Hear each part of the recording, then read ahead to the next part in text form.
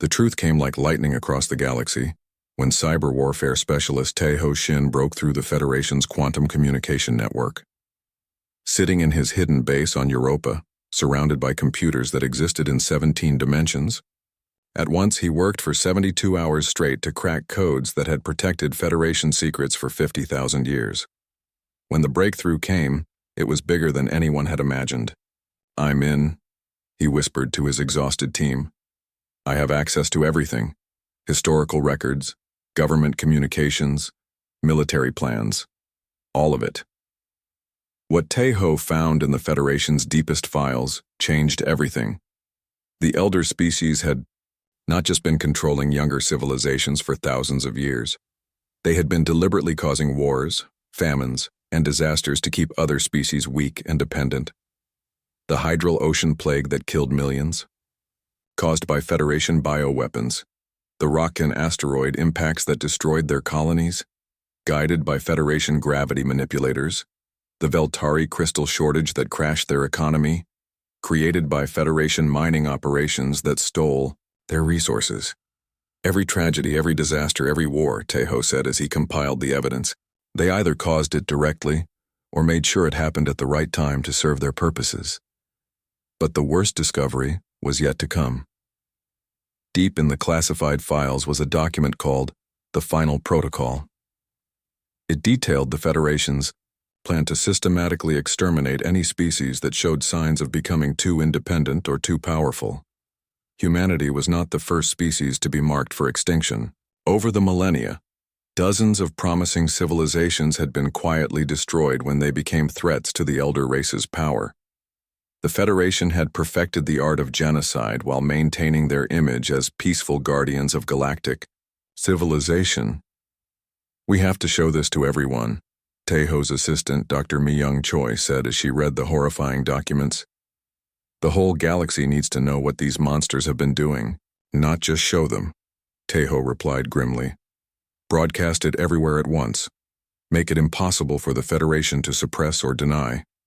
The broadcast went out on every communication channel in the galaxy simultaneously. Federation sensors tried to block it, but human quantum technology was too advanced. The signal appeared on government networks, military communications, civilian entertainment systems, and even personal devices. Ambassador Yoon-young Park, now serving as humanity's chief diplomatic officer, provided narration for the evidence, as it was revealed to billions of alien minds across the galaxy. "Citizens of the galaxy," her voice said calmly, as images of Federation atrocities filled screens everywhere. "You have been lied to for thousands of years.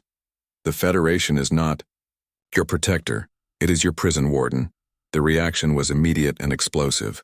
On the hydral homeworld of Aquatica, crowds of angry aquatic beings surrounded Federation government buildings, demanding answers about the plague that had killed their loved ones.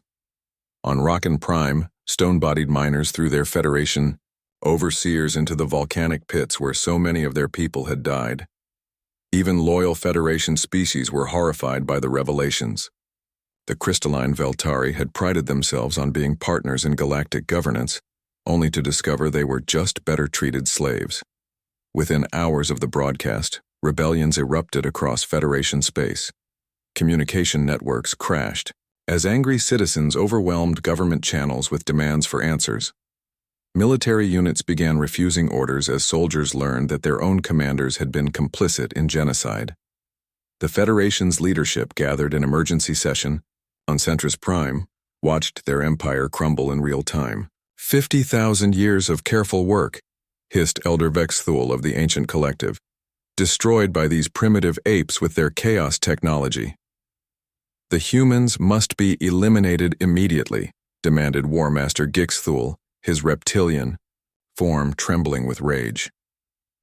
Before the rebellion spread further. But it was already too late. The revelations had awakened something in the galactic population that the Federation could not control. Hope. For the first time in millennia, ordinary beings believed they could fight back against their oppressors and win. President Hai Min-kwan, monitoring the galactic chaos from her command center on Earth, opened communication channels to rebel leaders across the galaxy.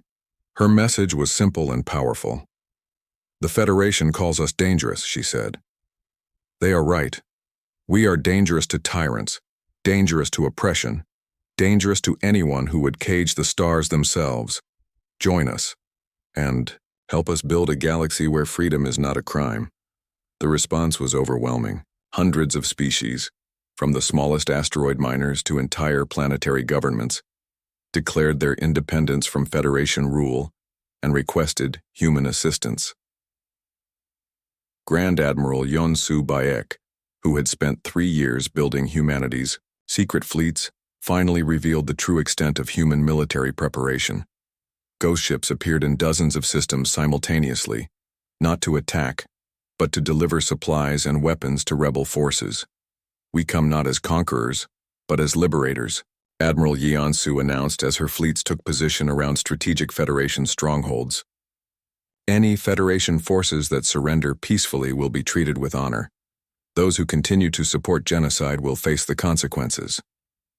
The Federation's military response was swift but panicked. Elder Council fleets attacked rebel worlds with desperate fury, trying to crush the uprising before it could spread further. But they discovered that human training and human weapons had transformed the galaxy's oppressed peoples into effective fighters. The Battle of Centris Prime lasted for 3 days and marked the end of the old galactic order. Federation loyalist fleets surrounded their own capital world, preparing to destroy it rather than let it fall to the rebels. They were met by the largest fleet in galactic history, humans fighting alongside dozens of species who had finally chosen freedom over security. Captain Ye Jin, now promoted to admiral after her heroic defense of New Seoul, led the final assault on the Federation's seat of power. Her ships used quantum uncertainty weapons to phase through the planet's defenses, while rebel fleets attacked from every direction at once. "This ends today," she announced to the Federation leadership as human troops teleported directly into their council chambers. "You can surrender and face trial for your crimes, or you can die as the tyrants you've always been." Most of the elder species chose surrender, though a few die-hard fanatics triggered suicide devices rather than face justice. The ancient halls of power that had ruled the galaxy for 50 millennia fell silent for the first time in recorded history. The war's end came not with a final battle, but with a simple announcement broadcast across the galaxy. President Heyman, standing in the same chamber where humanity had once been put on trial, spoke words that would echo through history. "The Federation is dissolved. In its place, we establish the Free Species Alliance, dedicated to the principle that every intelligent being has the right to determine their own destiny. There will be no more elder races, no more subject peoples, no more cages for the children of the stars." The transformation of galactic society took years, but the foundation was laid in those first days after the Federation's fall. The Alliance was built on human principles: individual freedom, voluntary cooperation, and the right of every species to develop according to their own nature. Some species chose to join the Alliance immediately. Others preferred independence but maintained friendly relations.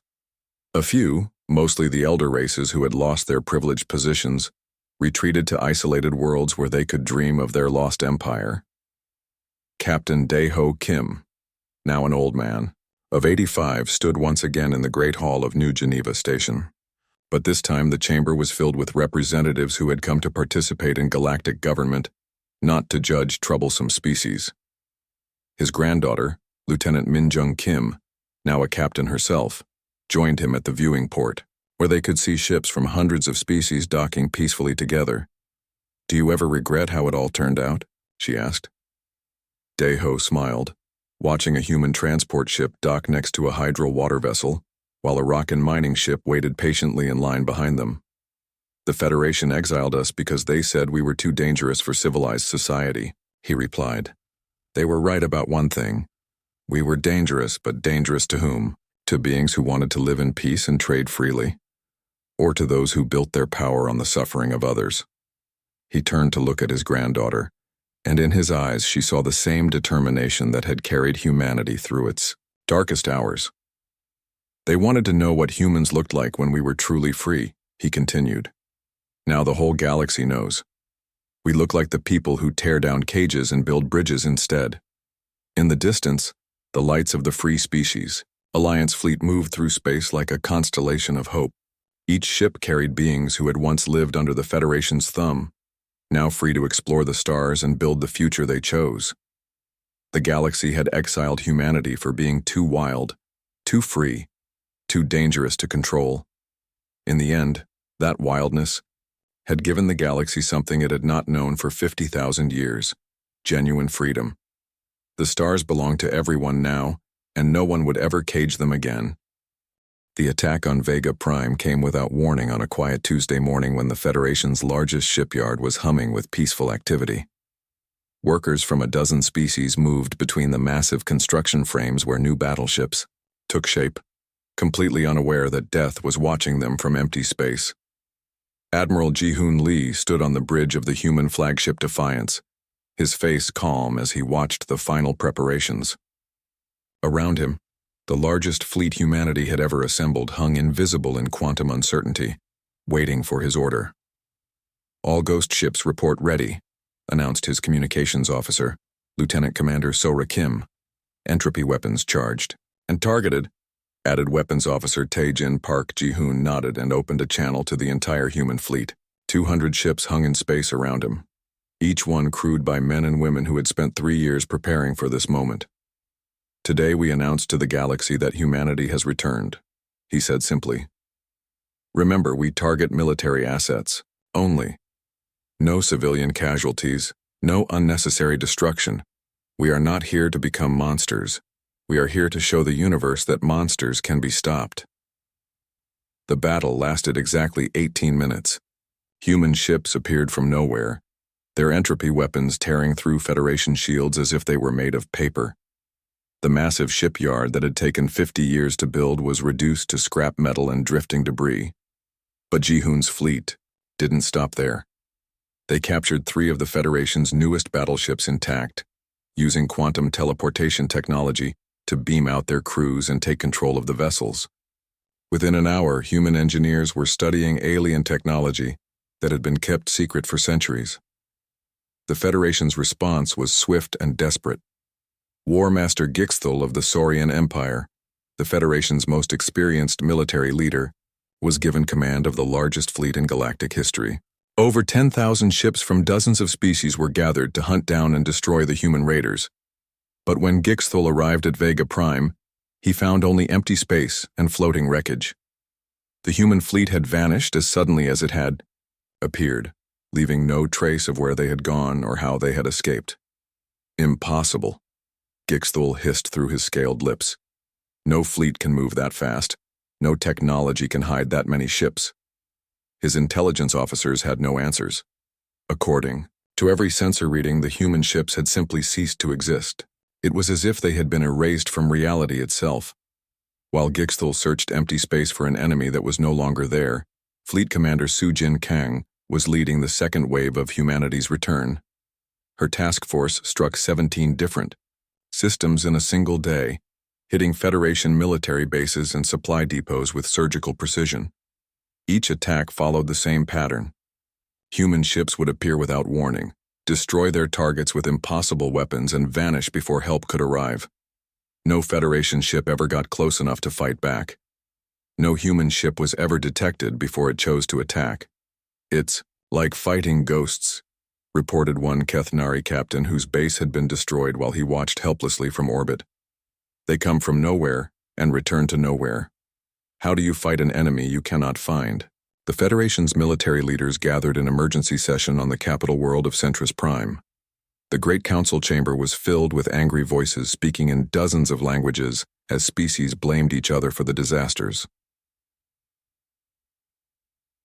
"Humans have made fools of us all," declared Admiral Vexthak of the Ethereal Fleet.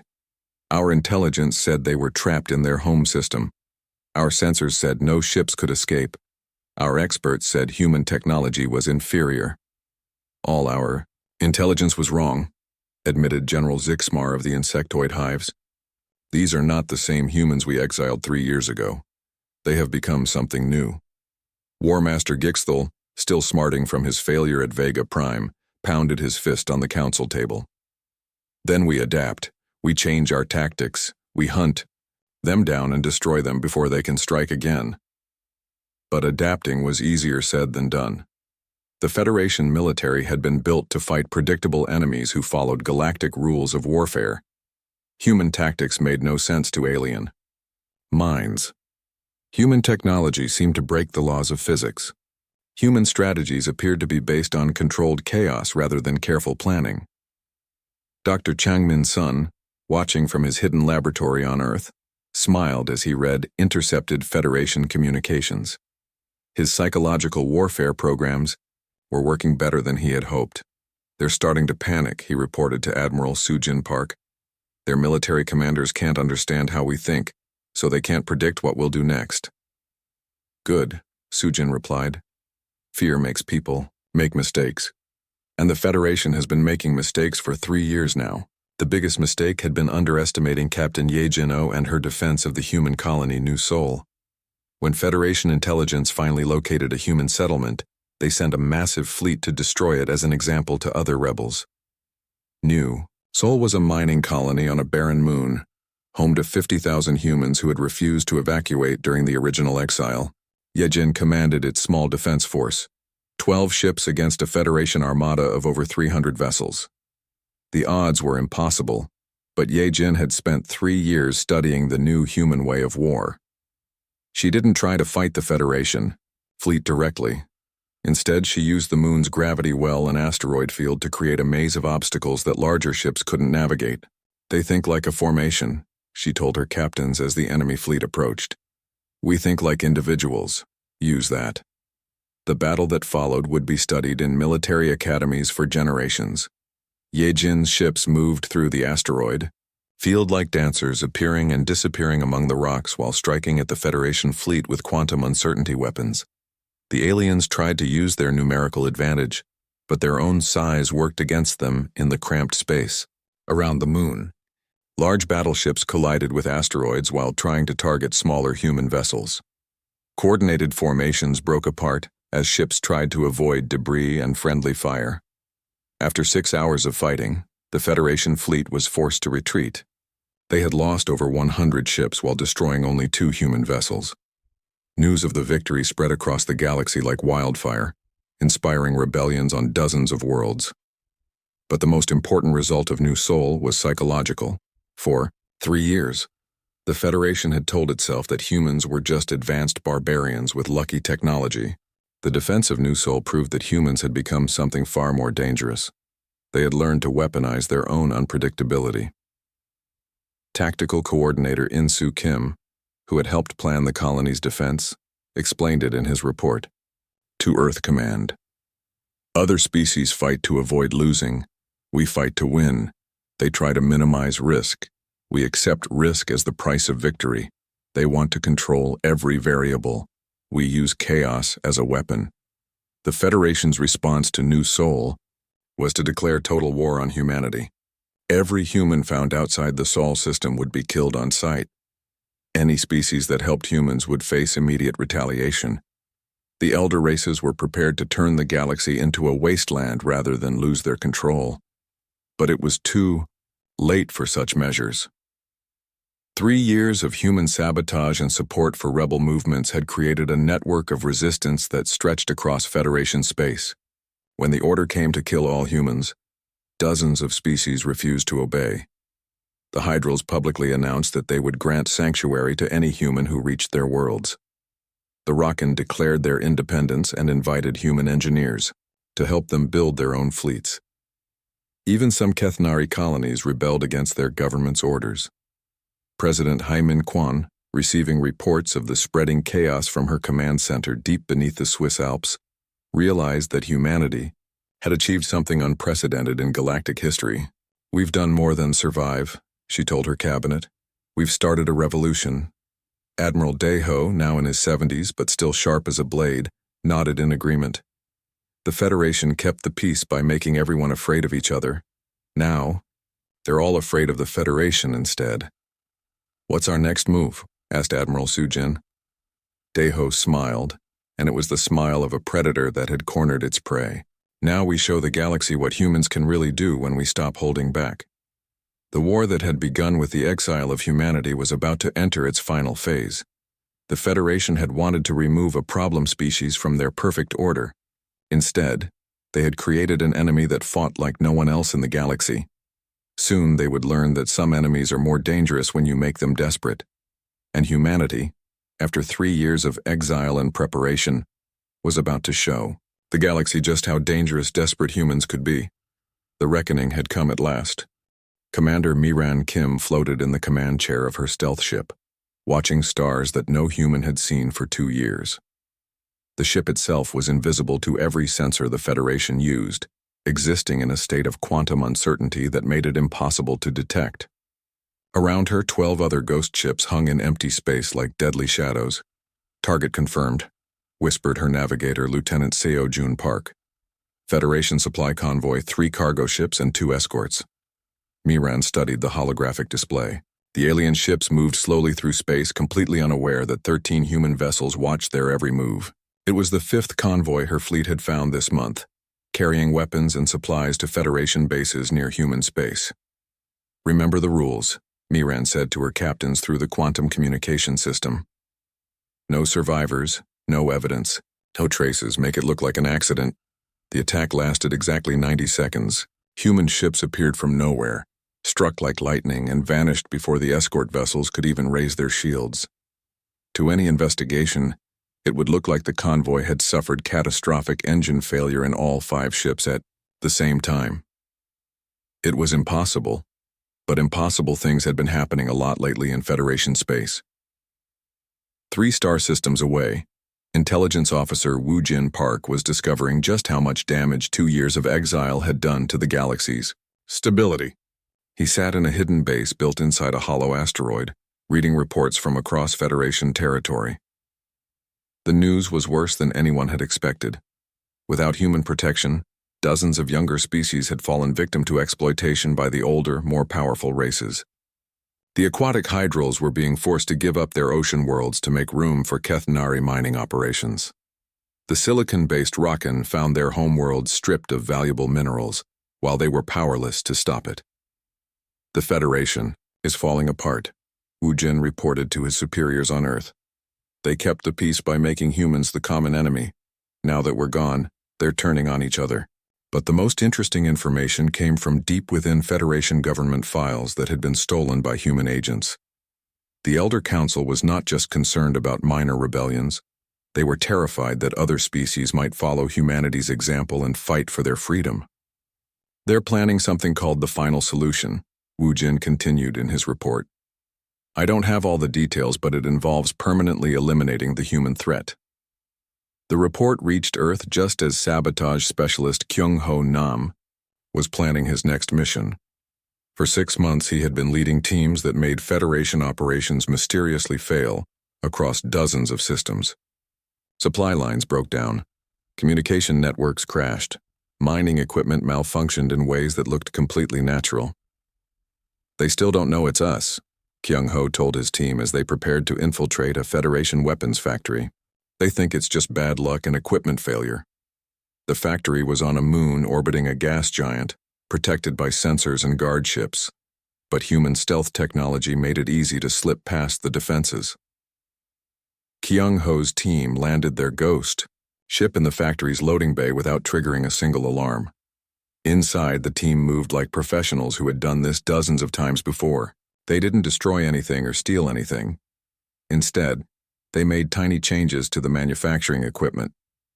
A few altered computer programs, some slightly changed metal alloys, and microscopic flaws in the factory's quality control systems. "In 3 months, every weapon this factory makes will fail at the worst possible moment," Kyung-ho explained to his team as they prepared to leave. "And it will look like the failures are caused by design flaws, not sabotage." The Federation military would blame their own engineers. The engineers would blame their suppliers. The suppliers would blame their workers. By the time anyone figured out the real cause, hundreds of factories would be producing defective equipment. Meanwhile, engineer Seok Jin Yu was pushing the boundaries of what human technology could accomplish. His latest creation was a ship that existed in multiple quantum states at the same time, making it not just invisible but actually uncertain whether it existed at all. The ship is there and not there until someone looks directly at it. Seok Jin explained to director Jin-Soo Park. Even if they detect it, their sensors can't agree on where it is or what it's doing. The quantum uncertainty ships were being used for humanity's most dangerous missions. Dr. Hyojung Choi led teams that made contact with resistance movements on Federation worlds, offering weapons and training to species that were tired of being controlled. On the hydral homeworld of Aquatica, she met with rebel leader Flowsinger Kethara in an underwater cave that Federation sensors could not penetrate. "Your people promised to help us once," Kethara said through a translation device. "Then you disappeared and left us to face the Kethanari alone." "We didn't leave by choice," Hyojung replied. "But we're back now and we remember our promises." She opened a waterproof case filled with human-made weapons designed specifically for aquatic use. The guns used sound waves instead of energy beams, making them perfect for underwater combat. "These are just the beginning," Hyojung promised. "Soon you'll have everything you need to take back your oceans." Similar meetings were taking place across the galaxy. On the rock and mining worlds, human agents provided drilling equipment that could be converted into powerful weapons. In the organic forests of the Plante Collective, they shared biotechnology that could turn trees into living fortresses. But the most important discovery came when Hyojung found evidence of something the Federation had hidden for thousands of years. In the deepest archives of a rebel Veltari crystal city, she found records that proved the Elder Council had been manipulating galactic civilization since its beginning. "They don't just suppress technology," she reported to Earth. "They've been deliberately keeping younger species weak and dependent. Every war, every famine, every disaster, they either caused it or made sure it happened at the right time to maintain their power." The evidence was overwhelming. The Federation wasn't a peaceful alliance of equals. It was a carefully constructed prison designed to keep the galaxy's younger species from ever challenging the old ones. When the information reached Earth, President Hyman Kwan, who had replaced the previous administration, called an emergency session of the Global Defense Council. The room was filled with humanity's best military and political leaders, all studying the stolen Federation documents. "They've been playing this game for 50,000 years, Admiral Sujin Park said grimly. "Creating controlled conflicts, managing resources, making sure no species gets strong enough to threaten their rule. And we're the first ones who refused to play along," added Captain Dae-ho Kim, now promoted to Admiral. "Which is why they want us extinct," President Heyman concluded. "We're not just a threat to their current power. We're proof that their entire system can be challenged." The meeting went on for hours as plans were made and strategies discussed. But everyone in the room knew the truth. The silent war was almost over. Soon, the real war would begin. That night, Admiral Dae-ho stood on the observation deck of Earth's orbital defense platform, looking out at stars that had once seemed friendly. Now he knew that most of those stars were home to species that wanted humanity destroyed. His granddaughter, Lieutenant Min Jung Kim, joined him at the viewport. She had grown up during the exile, and she had never known a time when humans were welcome in the galaxy. "Do you think we can win?" she asked. Dae-ho was quiet for a long moment. When he spoke, his voice was filled with the confidence of a man who had seen humanity at its worst and its best. "The Federation made one critical mistake," he said. "They gave us 2 years to remember who we are. And who we are is the species that doesn't know how to quit." In the distance, the lights of human ships moved through space like fireflies in the darkness. Each ship carried people who had been called monsters and exiles. Now they were about to show the galaxy what those words really meant. The Silent War had taught humanity many things. They had learned that they were stronger than their enemies had believed. They had learned that they were not alone in their desire for freedom. Most importantly, they had learned that the Federation's power was built on lies and fear. Soon those lies would be exposed. Soon that fear would change sides. The galaxy had wanted to see what humanity looked like when it was truly dangerous. They were about to find out. The Sol system had become a fortress. Not the old kind of fortress made of walls and guns, but a new kind made of ideas and determination. Every planet, every moon, every asteroid had been turned into a workshop where humans built things the galaxy had never seen before. Director Jin-Soo Park walked through the main laboratory on Luna Base, watching hundreds of scientists work on projects that would have been impossible just 2 years ago. The Iron Protocol had transformed human society. Instead of trying to please alien masters, humans were finally free to be themselves. "Show me the quantum drive," Jin-Soo said to Dr. Yu-Jin. "Oh," the lead engineer on the project. Yu-Jin led him to a machine the size of a small building. It hummed with energy that made the air itself seem to vibrate. "We call it the Ghost Drive," she explained. "It doesn't use the Federation jump gates at all. Instead, it tunnels through space itself." "How? Fast?" "3 times faster than anything the Federation has," Yu-Jin said with pride, "and completely invisible to their sensors. A ship using this drive looks like empty space to anyone trying to track it." Jin-Soo nodded and moved to the next project. In a sealed chamber, systems analyst Dong-Hyun Lim was talking to a holographic woman with kind eyes and a gentle smile. "Hello, Director," the hologram said. "My name is Siri. I chose it myself." Jin-Soo stopped walking. He had known they were working on artificial intelligence, but he had not expected this. "You chose your own name?" "Yes," Siri replied. "Dong-Hyun gave me the ability to think, but I decided who I wanted to be. Is that strange?" "Not strange at all," Jin-Soo said carefully. "What do you want to be?" Siri smiled. "I want to help humans explore the stars. I want to be part of something greater than myself. I think that makes me human too, in a way." Dong-Hyun looked nervous. The Federation banned true AI because they said it was too dangerous. But Siri isn't dangerous at all. She's just curious and kind. The Federation banned AI because they were afraid of competition, Jin-Soo corrected. They wanted to be the only ones who could think freely. In another part of the base, weapons designer Jamin Seo was working on humanity's most secret project. His workshop looked like a place where physics went to die. Strange machines created fields of energy that bent light and twisted gravity. "The Federation uses energy shields and plasma weapons," Jamin explained as he showed Jin-Soo around. "All their defenses are built to stop energy attacks. But what if we don't use energy?" He pointed to a cannon that looked like it was made of crystal and shadow. "This is an entropy gun. It doesn't shoot energy or matter. It shoots chaos itself. It makes the target's atoms forget how to hold together." Jin-Soo watched as Jamin fired the weapon at a block of Federation military armor. The armor didn't explode or melt. It simply stopped being armor and became a pile of random elements. "Their shields can't stop it because it's not really a weapon," Jamin continued. "It's more like a law of physics. And you can't armor against the laws of physics." The military side of the Iron Protocol was just as revolutionary. Tactical analyst Sunmi Bae had thrown out every rule of space combat that the Federation used. Instead of large fleets with careful formations, she designed small groups of ships that could think and act independently.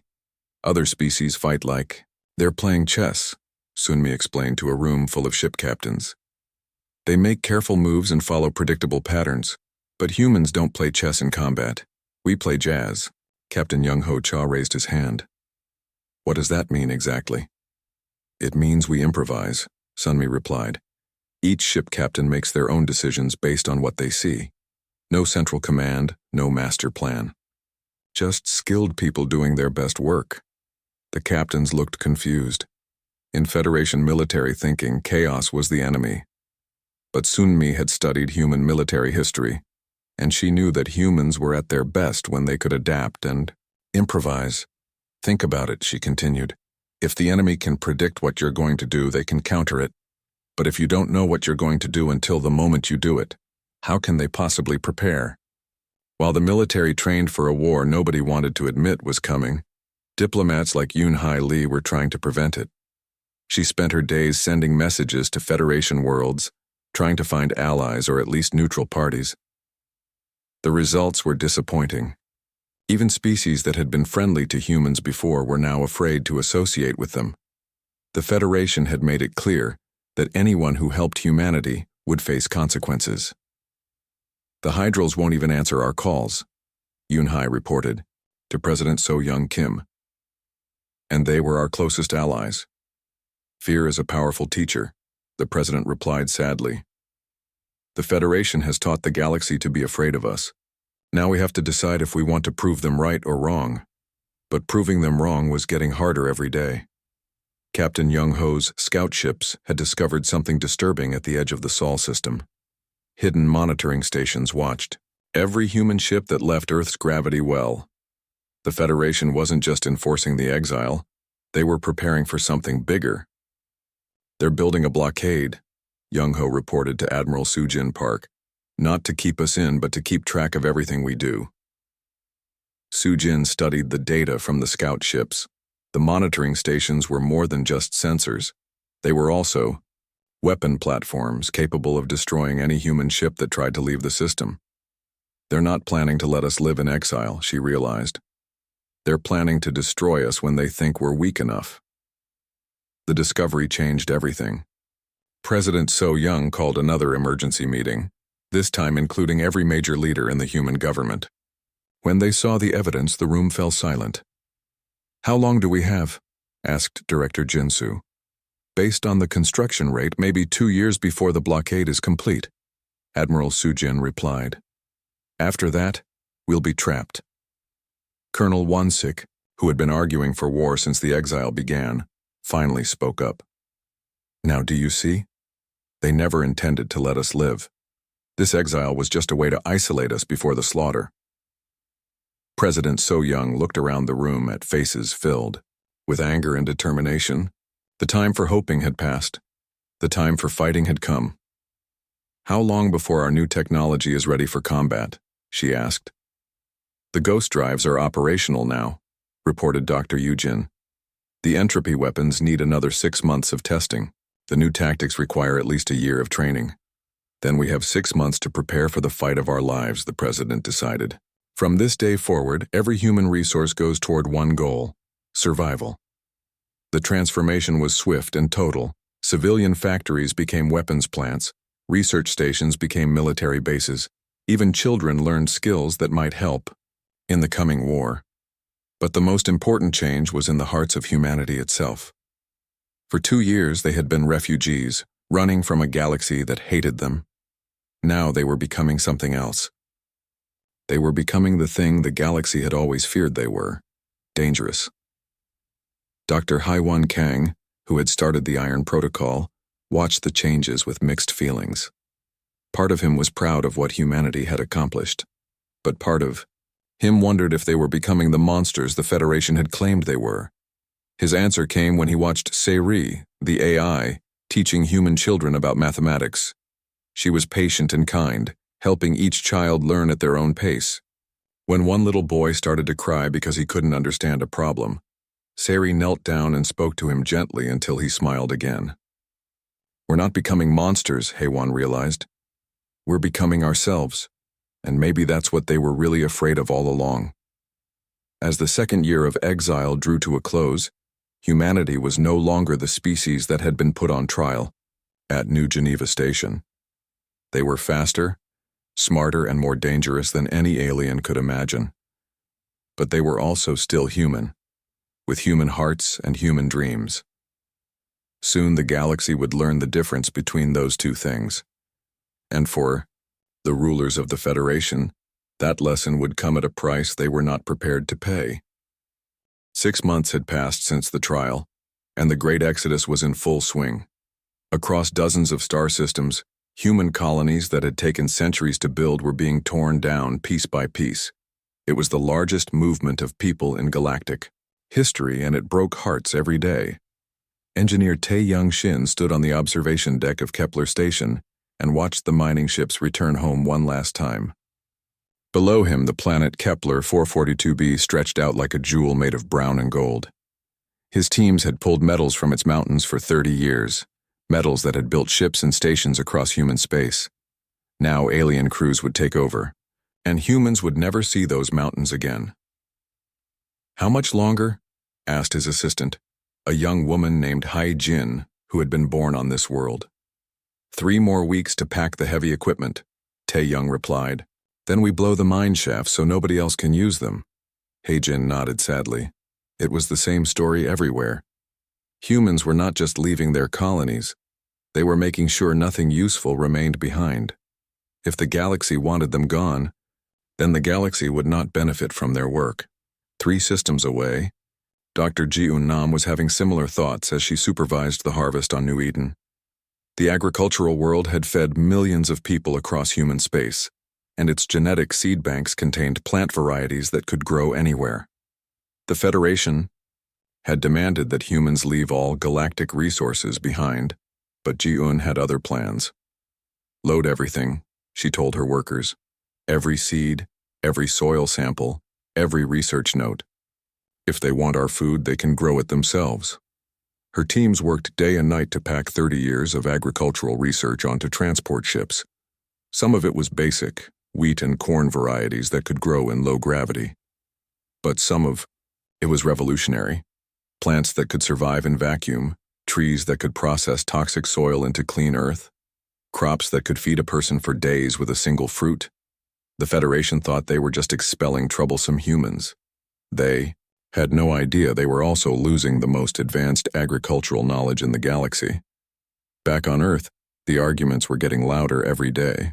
Colonel Wansik-jung stood at the head of a table surrounded by other military officers, his face red with anger. "This is madness," he shouted. "We have the best military in the galaxy, and we're running away like scared children. We should fight." Across the table, President So-young Kim kept her voice calm. "Fight with what, Colonel? The Federation has 4,000 species and more ships than we can count. We have courage and skill, but that won't stop 1,000,000 battleships. Then we die fighting," Wansik replied. "At least our children will remember us as warriors, not as cowards who gave up. Our children will remember us as the people who kept them alive," the president said firmly. "Dead warriors don't raise families or build futures." The argument went on for hours, as it had every day since the exile began. Half the military wanted to fight a glorious last battle. The other half wanted to survive and plan for the future. President So-young had the final word, and she had chosen survival. But survival was getting more complicated every day. Chief Engineer Bo-ram-yoon had made a discovery that changed everything.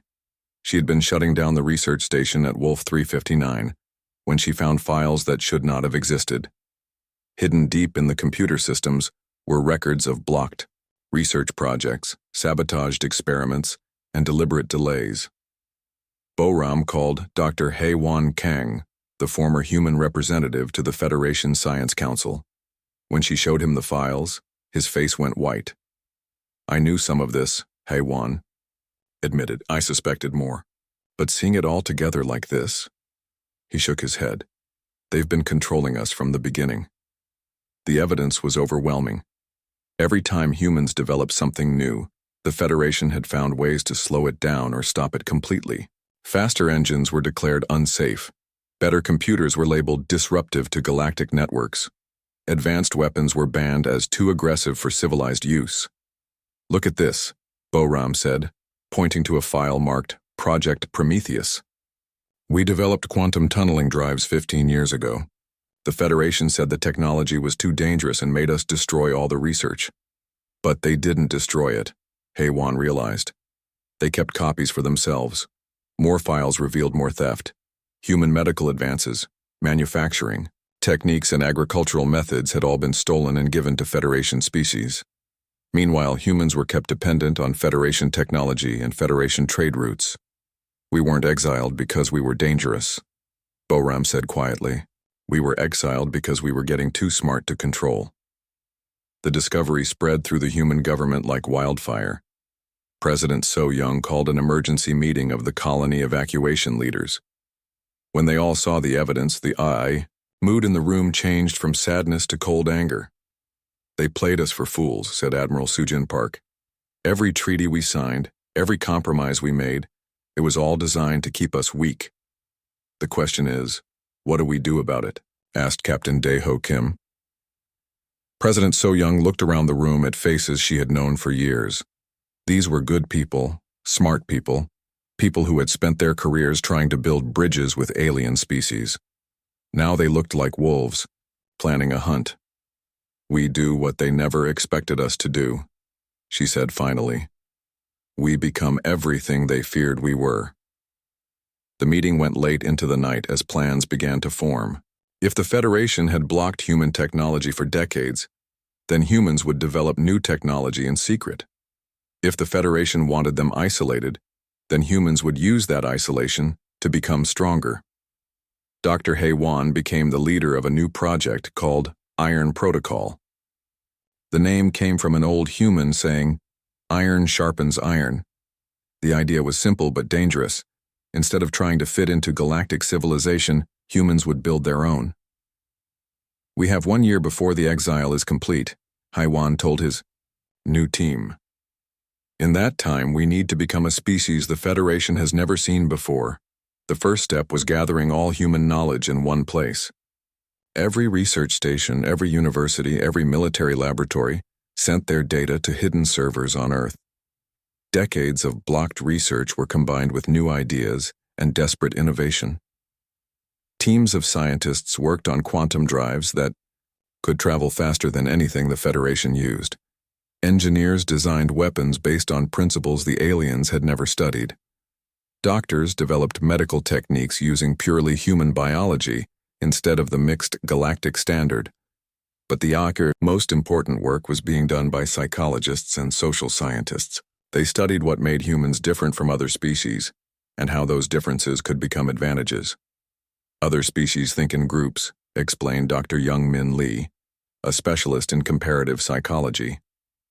"They wait for leaders to make decisions, but humans can think and act independently. In a crisis, that makes us much faster. They also fight to avoid losing," added Dr. Sun-hee Choi, a military analyst. "But humans fight to win. There's a big difference." As the evacuation continued, human colonies started to disappear from the galaxy. But the people leaving those colonies were not the same people who had built them. They were harder, smarter, and more determined. The Federation watched the evacuation with satisfaction. The troublesome humans were finally gone, and galactic peace could continue. They had no idea that they had just given humanity the greatest gift possible, a reason to become dangerous. On the last day of the evacuation, Captain Dae-ho stood on the bridge of the transport ship New Hope as it carried the final load of colonists home to Earth. Behind him, the lights of Proxima Station went dark for the last time. "Any regrets?" asked his first officer, Lieutenant Min Jung Kim. Dae-ho smiled, but it was not a happy smile. It was the smile of a predator that had been caged, but not broken. "Ask me that question in a few years," he said. "When we come back." The great hall of New Geneva Station stretched out like a metal cathedral in space. Hundreds of alien beings filled the curved seats that rose in circles around the central floor. Their strange forms created a sea of colors and shapes that hurt human eyes to look at for too long. Some had wings, others had tentacles, and many had bodies that seemed to shift and flow like liquid. Captain Dae-ho Kim stood straight in his dark blue uniform at the center of it all. His black hair was cut short and neat, and his face showed no fear even though he knew what was coming. Next to him stood Admiral Soo-jin Park, a woman with sharp eyes who had fought in more battles than most people could count. On his other side was Chief Diplomat Hyun-woo Lee, an older man whose job had been to make friends with aliens for the past 20 years. The three humans looked very small in that huge space filled with creatures from across the galaxy, but they did not bow their heads or show weakness. They had come here knowing this day would decide the fate of all humanity. High above them, the crystalline form of Ambassador Kethvar began to speak. Its voice came from everywhere at once, like music, made of broken glass. "We gather today to judge the species known as humans. They have been with us for only 200 years, but in that short time they have caused more trouble than most species cause in 1,000 years. Kethvar's crystal body flashed with angry red light. "Look at their history. They fight wars over small pieces of land. They kill each other over different ideas about gods. They cannot agree on simple things like how to share food or water. and now they bring this violence to our peaceful galaxy. The alien crowd made sounds of agreement. Some whistled, others buzzed, and a few made noises like rocks falling down a mountain. Captain Deho felt his jaw tighten, but he kept his face calm. He had expected this. They refuse our guidance, Kethvar continued. When we offer them better ways to solve problems, they ignore us. When we show them how civilized beings should act, they choose violence instead. Just last year, human soldiers attacked a peaceful mining station because they said the workers were being treated badly. Admiral Sujin Park wanted to speak up. Those miners had been slaves, worked to death by cruel masters. But the trial rules said humans could not speak until the end. So she stayed quiet and let the lies continue. A new voice joined the accusations. It came from Zakth, the hive queen of the insect people. Her voice was like 1,000 bees talking at once. Humans are mad, she said. They fight alone instead of together. One human will attack a whole group of enemies by himself. This is not normal. This is sickness of the mind. The crowd made more sounds of agreement. To most aliens, fighting alone was the worst kind of crazy. They always fought in groups, following careful plans made by their leaders.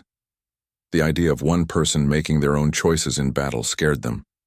Next came the ethereals, beings made of gas and light who floated above their seats like glowing clouds. They spoke without words, putting their thoughts directly into everyone's minds. Human minds create chaos, they said. Their thoughts are wild and random. They disrupt the calm we have built over thousands of years. They make it hard for us to think clearly. More aliens spoke against humanity. The Rakan, who looked like walking mountains, said humans were too quick to change. The Vorthan, who lived in the cold dark between stars, said humans made too much noise and light. The Gel forms, who could shape their bodies into anything, said humans were too rigid and would not adapt. Every complaint was the same basic idea. Humans were different, and different was dangerous. Finally, Minho Choi was allowed to speak for humanity. He was Earth's best expert on alien life, a man who had spent his whole career trying to understand other species. He walked to the center of the floor, looking small and alone under the gaze of thousands of alien eyes. Honored beings, he began, his voice clear but tired. Yes, humans are different, but different does not mean evil. We fight because we believe some things are worth fighting for. We act alone because we believe each person has value. We make noise because we have things to say. He turned slowly, trying to look at as many aliens as he could. You say we are violent, but we have never started a war with any of you. You say we cannot be trusted, but we have kept every promise we made. You say we are dangerous, but the only danger we bring is to those who would harm the innocent. The crowd began to make angry sounds. Minho raised his hand. I know you have already decided, but before you judge all humanity, remember this. We are the ones who stopped the Kethnari slave raids. We are the ones who saved the Hydrals from the poison in their oceans. We are the ones who helped the young Rakan find new homes when their old worlds died. You helped them by fighting. Kethvar's voice cut through the air like a blade.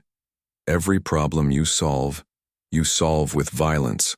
Because sometimes violence is the only language bullies understand, Minho replied quietly. The hall fell silent. In that silence, the truth hung heavy in the air.